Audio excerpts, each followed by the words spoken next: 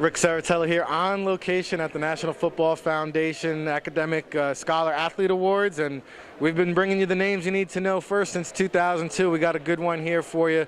Marcus Martin out of Slippery Rock, heavily on the NFL radar, but being honored here today for being an all-star off the field, in the classroom. Marcus, what does it mean to you to be recognized here today? Oh, it means everything. I mean, I always looked at it as it's easy to be an athlete, but to be an academic, All-American, and an honor on the field, it's definitely something special. So it means a lot to me and more to my family.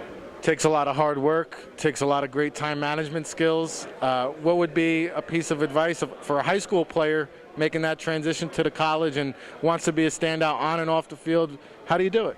I would say get used to making sacrifices. You're going to sacrifice a lot of your time to academics, a lot of your time on the field and in the film room. I mean, that's what really separates the good from the great, is being able to make sacrifices, whether it's on the weekends when you have time to yourself, dedicating that to academics, or working really hard and not taking a play off during practice.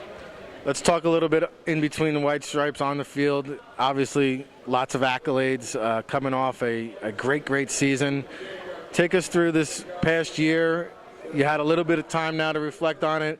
Where do you think you've made your greatest strides in this past season? Definitely during the hardest times. Big-time players make big-time plays. A lot of games came close, and I shined at those points. So those are definitely the plays that I'll remember. The overtime stops. I had a sack to win a game in overtime.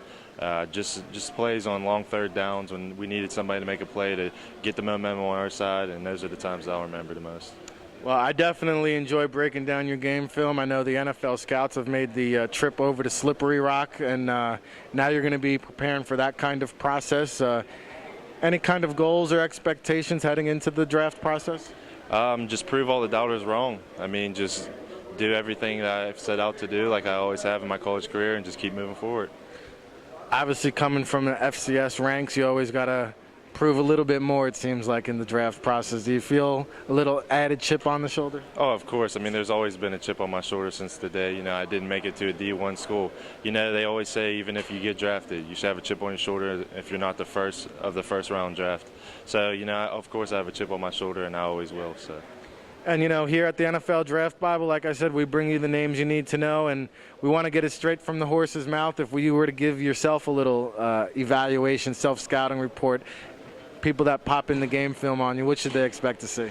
Not to be so hard on myself. If I miss a tackle or something, I'm really hard on myself. But I mean, that's also a good thing, too, because, I always strive to get better, and, I would tell myself to embrace these things a little bit more. I'm always striving for more instead of sitting back and embracing all the awards and all the stats that I've had. So just try not to be so hard on myself. Well, you got to calm it down for today and enjoy today, because this is a great achievement, and you're surrounded by greatness here in New York City. So thank you for the time. It's Marcus Martin, Slippery Rock. You will know that name come April here on location at the National Football Foundation Scholar Athlete Awards. Keep it locked, everybody.